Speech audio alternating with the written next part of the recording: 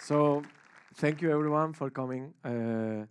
We usually see many talks about hacking smart contracts, hacking Web3, but nobody talks about how to defend, In cybersecurity, we have the attack part, we have the forensics, the defense, but it looks like the only thing you have is just attacking a smart contract. I'm a super hacker, but blue teamers, they have their own space as well in Web3.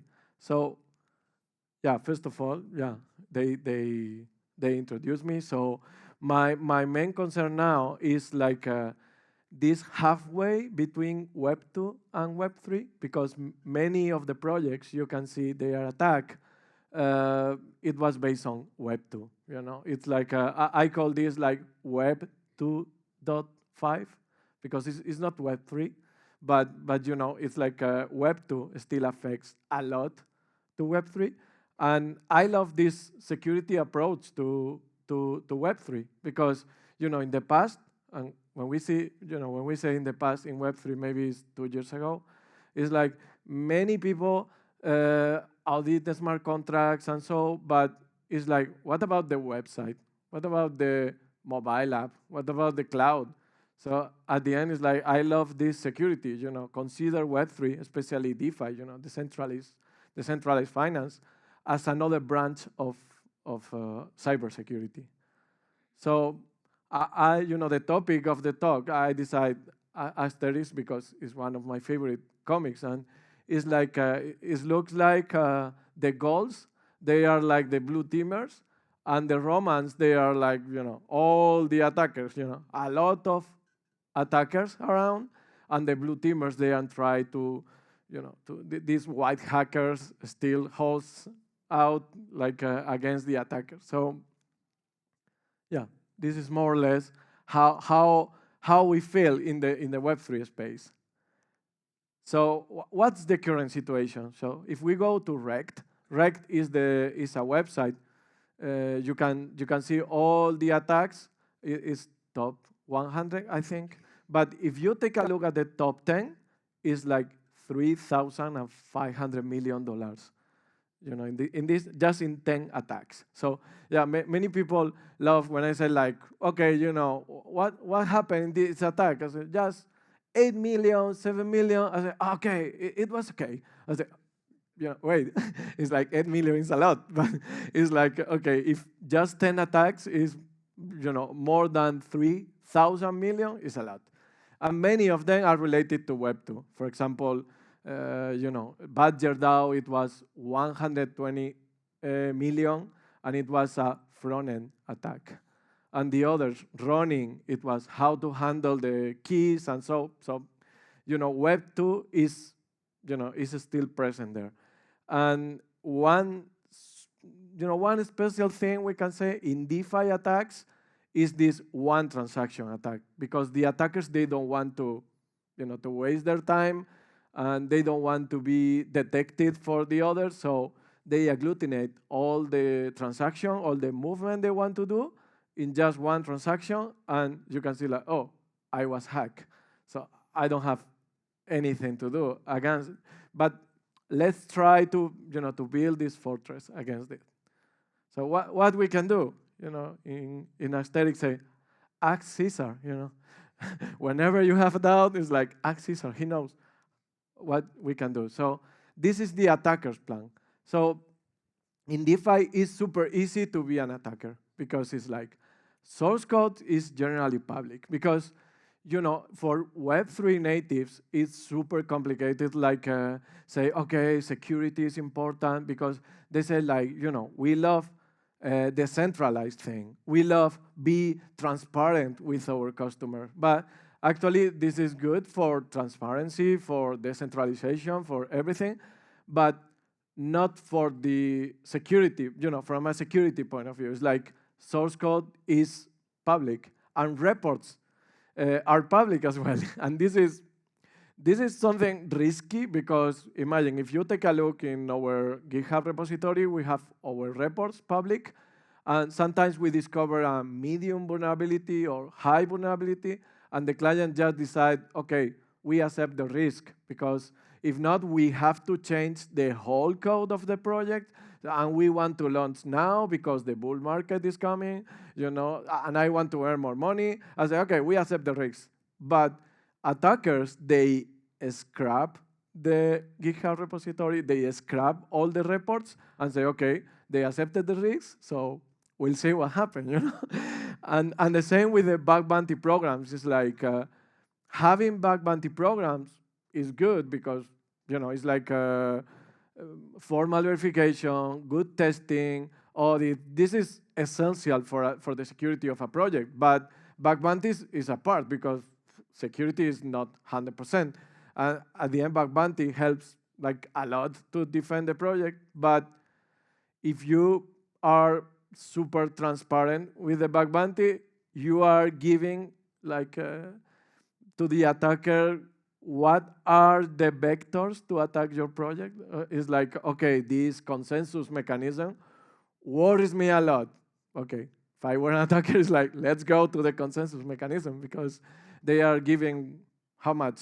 1 million for the, for the bug bounty. Maybe I can earn 10 million if I steal all the money. So this is a bit risky. Pretty new sector is like not many experts in the market. So being said, yeah, people are learning, even developers, Luis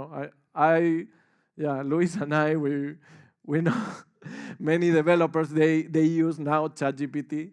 It's like, or maybe GitHub Copilot. It's amazing. You put in VS Code, like, okay, contract, staking, and then just tap, and you have your contracts, but without security. And the thing is cool, it's like the previous attempts in testnet, because in blockchain we have the testnet, for example, for the mainnet, we have Goerli, we have Sepolia. So at the end, they can test like in a sandbox, but everything is public, and the the behavior is similar. So this is an example. In EtherScan, if the contract is if the contract is verified, so you can access to the code. And then this is our repository in GitHub, and we have all the reports published, most of them. And example for the bug bounty is like a lot. And finally, the testnet. So before going more deeply on that, how is a transaction? Because this is important. So I'm going to explain like a blockchain one-on-one. It's like a transaction, the user sends the transaction. And then this is the mempool. The mempool, I consider this, when I explain to some of my friends, they are not related to blockchain, it's like a lottery, In proof of work, if they have super computational power or something, they have more tickets to win the lottery, and the lottery is validate the transaction and earn the fees of this transaction. So in the mempool, everything is happening here, and the transaction was not validated yet. This is important. And finally, transaction is validated, and then you write in the blockchain. So the question is it possible to defend a project? So let's go with a blue team thoughts, like initial, you are a blue teamer and say, okay, let's go to defend this. Where is my CM, Is the first question. It's like, because for a blue teamer, it's like, where is my CM? Where is my MISP? Where is the things you use every day? And then let's go to a medium approach, like threat hunting. It's like any way to hunt the enemy, any way to hunt the attacker. And the advance is like, let's counterattack, let's attack those bad guys. So this is the initial. Tenderly is a super good product, and they consider they are the CM for blockchain. So you can put like a wallet, like a contract, in order to track transaction, etc. And also Open Zeppelin Defender is another good tool. So this is more or less the scenario. We have the malicious user, and the malicious user, through the mempool, go to attack my project. And then the blue team is there to check, oh, my project was hacked. Awesome. So in the medium approach, let's go with Forta. Forta is a tool.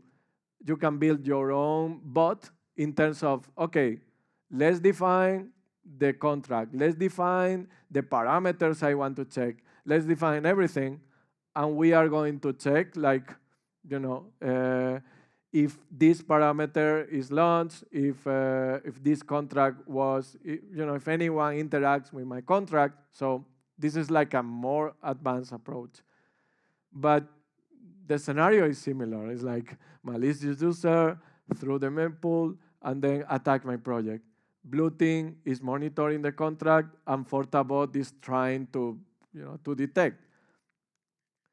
But yeah, I want to show this demo with Tenderly and yeah, wait.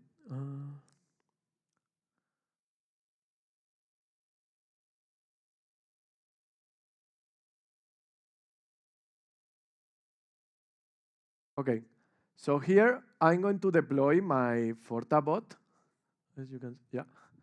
So first of all, yeah, I put my AP key, my RPC for going through. Yeah, I did it in the testnet, Gurley, and then I'm going to check the bot. The bot is just TypeScript, and I put like the rules. And my rule is like, if this address interacts with my project, send me an alert.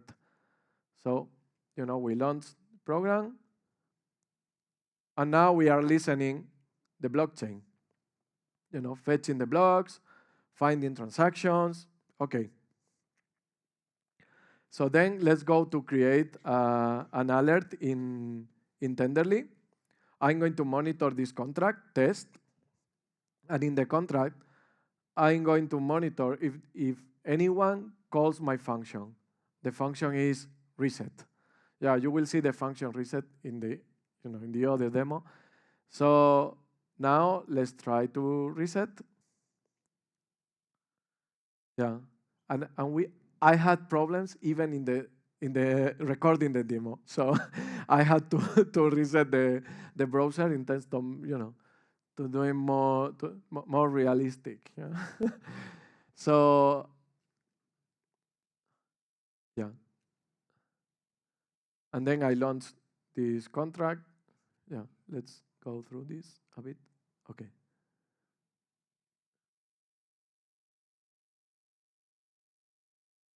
Okay, it's in the Goerli, and then the contract was already deployed, and I'm going to interact with the contract. Okay, so the value is 100, you understand later, and then I'm going to reset. In MetaMask, I approve it.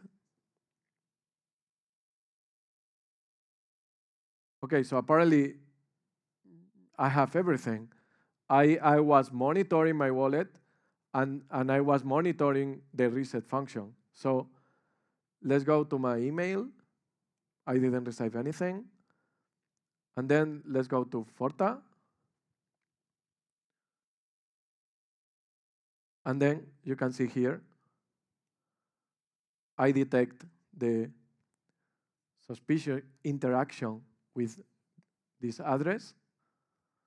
And finally, if we go to let's check the hash of the transaction in Goerli, in the Etherscan.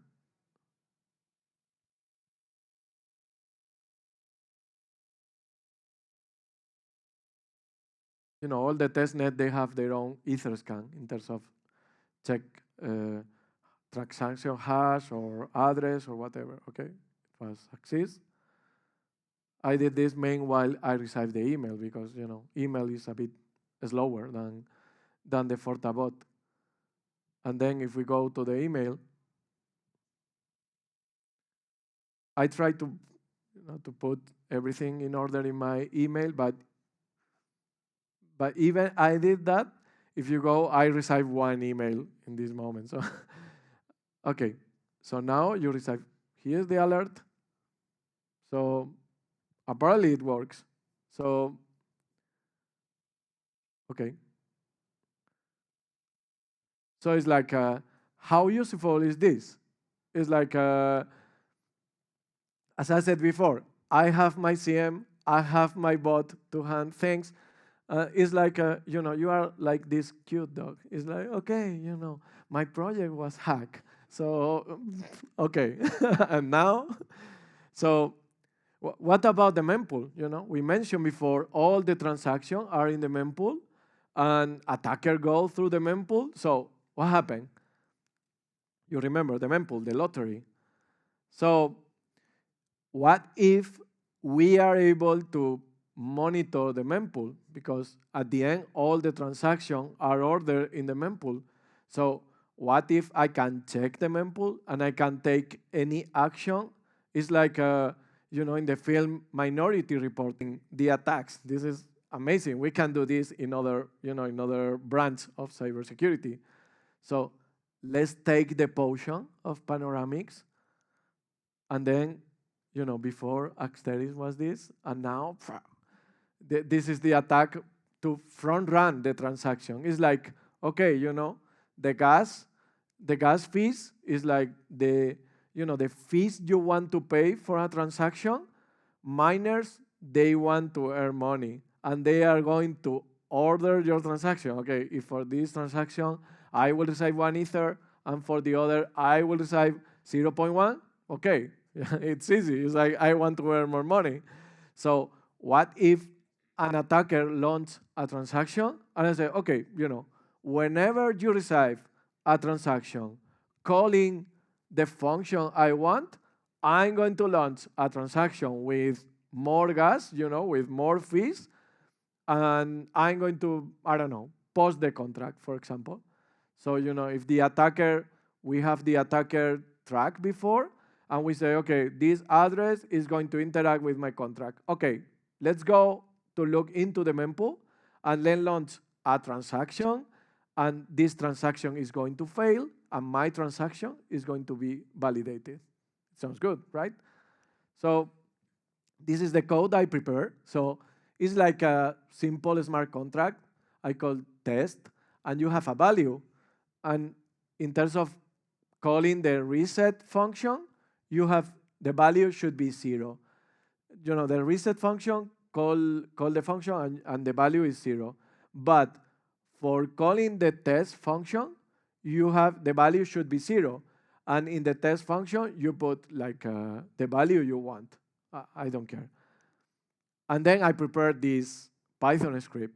So I put the contract address, and then it's like, as I said before, like if the status is pending, so the transaction is in the mempool, and then from this account, blah, blah, blah, and this is the 4-byte. It's like all the functions in Ethereum are identified by a 4-byte hash. So I put this function test. This is calling the function, but I had to put this value.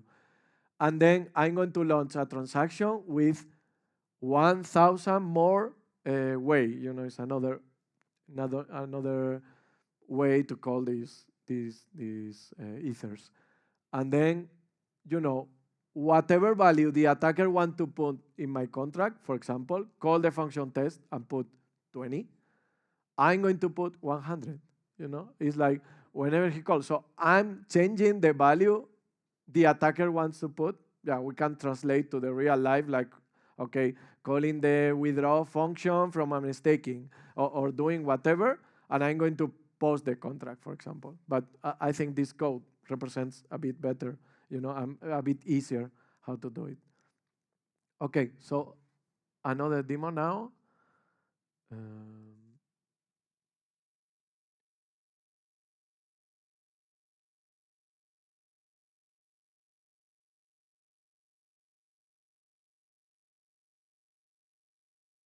Okay, so I have here my contract. Yeah, I will put. And then, in terms of running the script, you have to do something such as, exposing a port, like using ngrok or local expose or whatever. And And then you have to use another tool called Block Native in order to inspect the mempool. And then it's easy. You just attach a webhook to the detector you are putting. So now I'm subscribed to a contract, and I call the function, and I saw like pending, and then confirm. So if you take a look deeply here, it's like you launch the transaction, and then you have here pending, and pending means that is in the mempool, and then confirm. So we are checking our block native detector works. So now let's go to call the value is 0 because we reset the function, and then let's check the balance of my account. In terms of launch the counter transaction, you need to have some ethers in terms of being able to process the transaction. And then I set up my script, using Flask.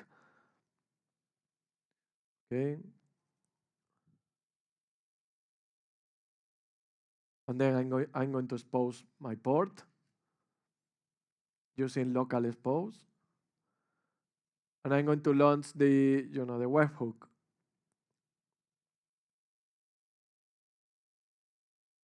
So now I'm connecting my Python script with the via webhook with the block native.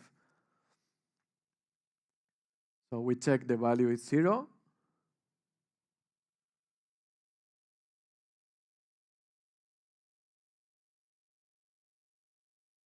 And let's put a value randomly, 50.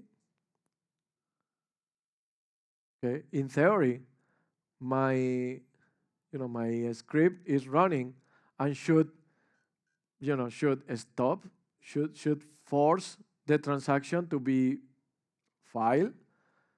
But we check here, it didn't work, and say why. We see here is like confirm and pending. So my front running attack didn't work. I say why? Because we made like a lot of tests, and it works 70% times. Not only not always work. But I say okay, let's try again, because the demo is more realistic, because it's like you can see like the problems defenders can have as well for that. So we launch the script again.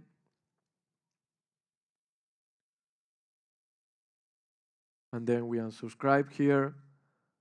Let's reset the function, because if not, we can't, we can change the parameter.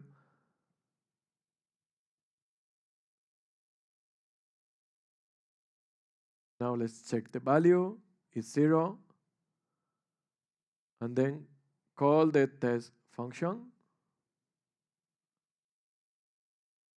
Confirm.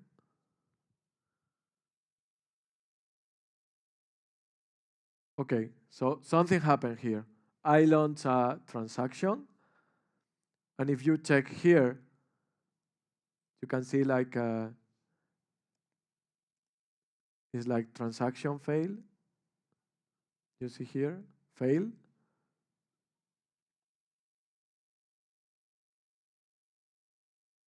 And one transaction was confirmed, it was pending, confirmed, and failed.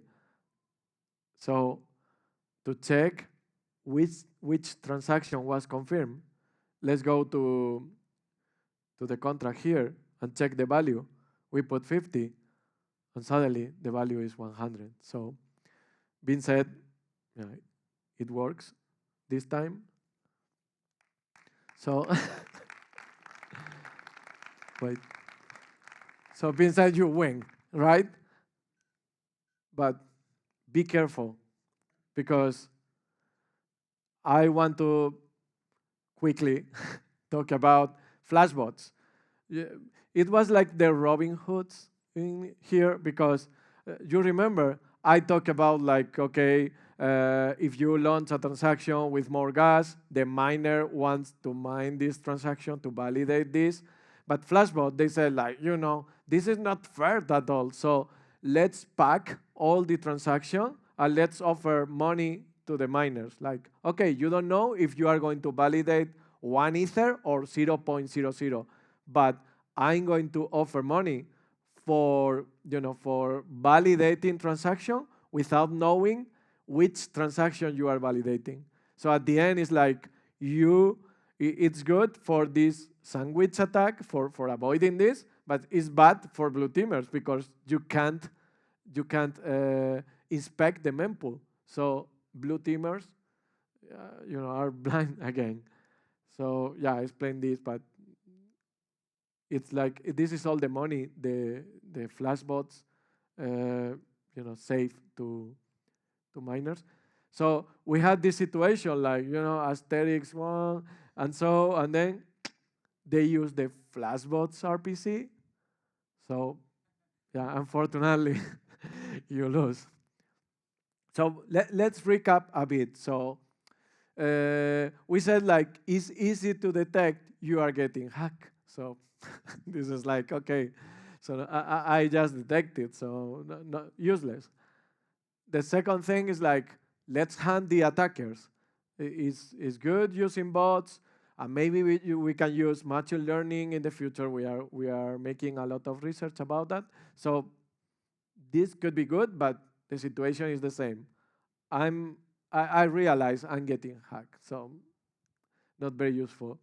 And then front run transactions is good, but as we say, it's expensive because it's like you have to spend more gas than the attacker. But what if I don't have enough money? At the end, you are spending money without knowing if it's effective or not. And what if is they use the flashbot? So you can do anything. So another solution could be use time lock. Time lock is a contract you can attach to you can import in your contracts in terms of, every single action should happen in different blocks. Being said, if you put money in the staking, you can remove your liquidity until the next block. But this is expensive, and to be honest, it's annoying because if I want to do trading or arbitrage or something, you can do it, and people, they will not want to use your project. And at the end, if we think more like a blue teamers, it's like, where is my threat modeling, right? It's like, we don't have that. Attack patterns, let's define. So being said, we have a lot to do yet for the, for defending our projects. Like, the first, imagine a person wants to be involved in the DeFi world, in the crypto world, and say the first thing, the boss say like, okay, I want to be involved in crypto. I say, okay, where is my NIST directive? Where is my ISO? Where is my sans course? We did it. Where is my threat modeling? Where is my attack patterns? Attack matrix?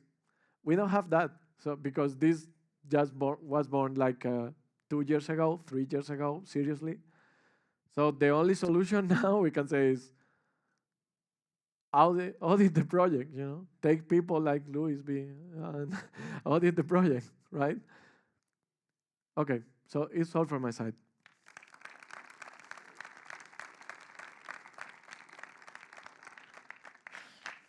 Cool. So thank you very much, Gabi. It was impressive. I always like a good demo. I don't know if any in the room has any question. We have one there. Even in Spanish, if you want. Yeah. Sí, como quieras. I will translate it. Nada, lo primero, la charla muy chula. Yo creo que toca conceptos muy, muy interesantes. Y yo tenía algunas dudas, algunas ya las he resuelto, pero a lo mejor las replanteo incluso. Es, ¿un atacante no podría frontranear tu propio frontrun que le has metido para intentar meter más gas y evitar esa protección y llevarme la pasta antes de que tú frontranees su protección? Sí. De hecho, el típico ataque de sándwich es yo lanzo primero una transacción vendiendo tokens a un precio más bajo Para luego recomprar. para luego recomprar. Y a la que tiene el precio de vender, a la que vendo, le pongo más gas para que el minero mine antes esa y ganarme yo dinero. Sí, Entonces, justo. el atacante, al final esto es como todo, el gato y el ratón. O sea, yo mando, normalmente el atacante, si es una APT o es algo más serio, la va a mandar por el RPC Sí, de por los RPC. flashbots. Pero muchas veces los atacantes son vagos y dicen, va, lo mando por el de la mainnet, que nadie se va a enterar, le pongo más gas y tal. Se encuentra que se la frontranea y lo siguiente que va a hacer, en lugar de gastarse más dinero frontraneando, la mete por el RPC de los flashbots, que es solo en MetaMask lo puedes cambiar y poner Sí. el RPC y ya está. Entonces, al final, frontranear o sea, meterte en una guerra con el Blue Teamer, lo tienes más fácil, ¿no? Te vas por el RPC de los flashbots y se acabó. Claro, y de ahí no habría algún tipo de protección, a lo mejor, si no revocas el contrato, hacer un bloqueo de liquidez o algo por el estilo. Lo que pasa, Ya, claro, a la gente no le va a gustar porque dice tú, hostia, este dev se lleva todo cuando quiera. claro, al Pero final esto, si es que es justamente lo que he puesto al final, es mucho de inteligencia, ¿no? Al final, antes cuando funcionaba Tornado Cash, que pues se daban prisa por blacklistear esas address, por tal, pero nosotros también teníamos inteligencia, al final dices, si una address de Tornado Cash interactúa con mi proyecto, lo lo pauso bloqueo, sí. y nadie puede tal, pero claro, eso a los usuarios efectivamente Sí. no les gusta y está siempre, ¿no? Usabilidad, seguridad. No. Y la última, en relación, resulta interesante, bueno, una pregunta más. ¿Es más barato de alguna manera monitorizar tu propia mempool o sigue siendo igual de caro que cualquier otra mempool para el tipo de proyecto que sea? Es decir, no sé si por ser tuya, pues a lo mejor es capaz de proxificar cualquier cosa que tengas en tu smart contract, enviarlo a tu Es que al final, no sé, te refieres con tu propia mempool a tener tu propio nodo. Sí, justo. Pero bueno, al final tienes el nodo y te va a costar mantener un nodo en donde lo quieras poner. Si quieres en más serio, en tu casa, en un servidor. Si quieres en menos serio, pero que todo el mundo lo hace, Sí, AWS o cualquier otro proveedor, ¿no? Pero al final, lo que te está dando Block Native realmente, o QuickNode o otras plataformas, es simplemente te ponen su nodo a tu servicio, ¿no? claro. Entonces es un poco lo mismo. O sea, al final, a no ser que tú te montes tu propia blockchain y ya ahí sí que tienes el control, Claro, pero sí. ya estás tocando la descentralización, ¿no? Sí, sí. El Entonces, claro, 51% ahí. exacto. Vale, perfecto. Muchas gracias. Nada, Okay, so we are already running a little bit around out of okay. time. So maybe Gabi is going to be around. So if you have any other questions, I hope you can Yeah. just approach him. Sure. So thank you very much, Gabi. It was amazing.